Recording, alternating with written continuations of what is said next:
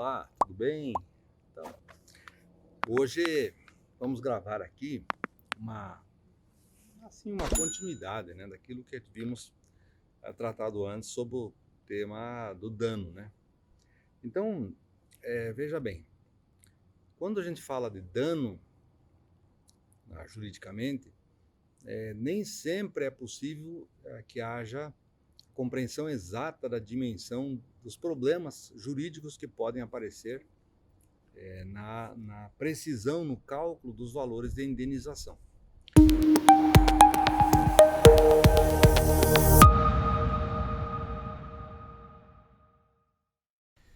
Imagine você o seguinte: uma pessoa sai da sua cidade, vai até a capital, para a casa de uns amigos, e vai deixar o automóvel num posto de combustível, sob guarda do posto de combustível.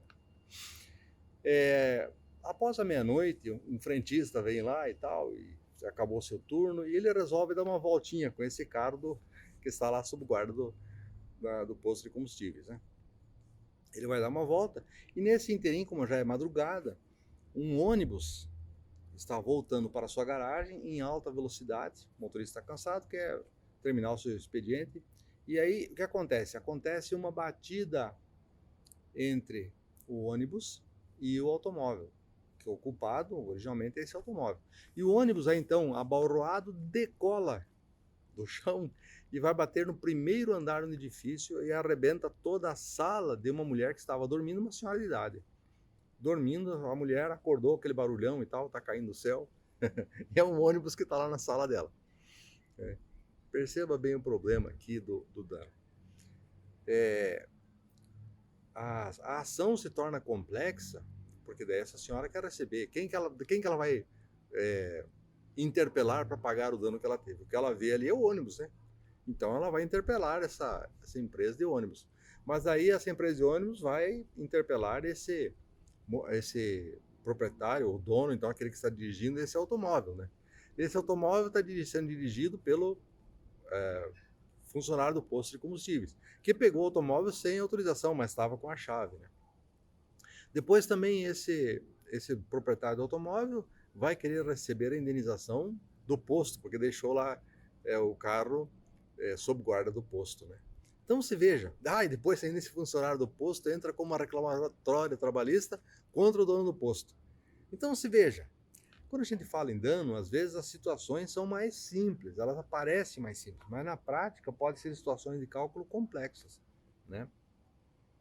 Não tem como aqui, assim, trabalhar muito a questão jurídica, né? As ações de regresso e tal, que uma pessoa tem que pagar depois de receber, né? Mas se veja que essa senhora lá que teve seu apartamento invadido por um ônibus, né? Veja a dificuldade que ela vai ter. Ela não tem nada a ver com o rolo, ela é apenas a vítima, mas o direito tem dificuldades de estabelecer como que esse dano vai ocorrer. Muito pior ainda são as situações de dano ambiental, né? Veja lá o caso do episódio trágico de Mariana. Então, uma família que teve a sua casa soterrada, ela, lógico, a consequência é evidente ali do dano, né? Soterrou por aquela lama tóxica e tal, né? Mas essa família vai dizer assim: puxa, mas dentro da minha casa tinha geladeira, fogão, ar-condicionado. Pois é, mas como é que vai saber isso? O senhor tem nota fiscal para comprovar a compra desses bens, né?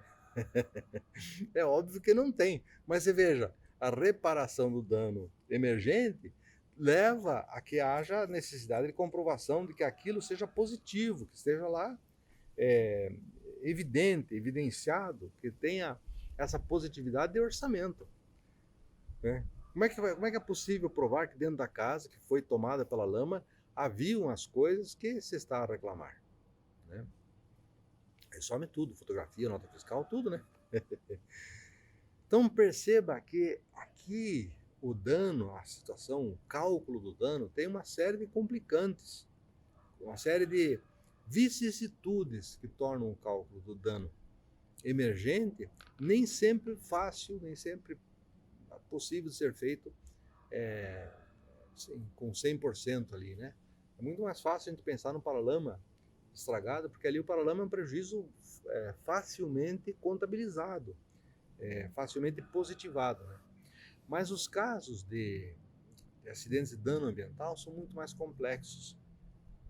Veja, não basta apenas somar para que o ambiente volte à sua restituição, né? É preciso compreender também o tempo em que aquele ecossistema abalado por dano ambiental vai demorar também para se recompor. Quer dizer, é um lucro cessante ambiental. Essas questões são complexas porque a degradação do ambiente não basta apenas que se repare ela, o imediato, aquilo que é visto, aquilo que está positivo, como também se encontre caminhos para que os prejuízos sejam calculados em sua interface projecional, quer dizer, dano negativo. Ele vai ter que acontecer como projeção daquilo que se projeta, né? Como que deve ficar aquele ambiente que foi destruído. Então veja, os assuntos de dano emergente e lucro cessante são parte da perícia que podem envolver cálculos complexos.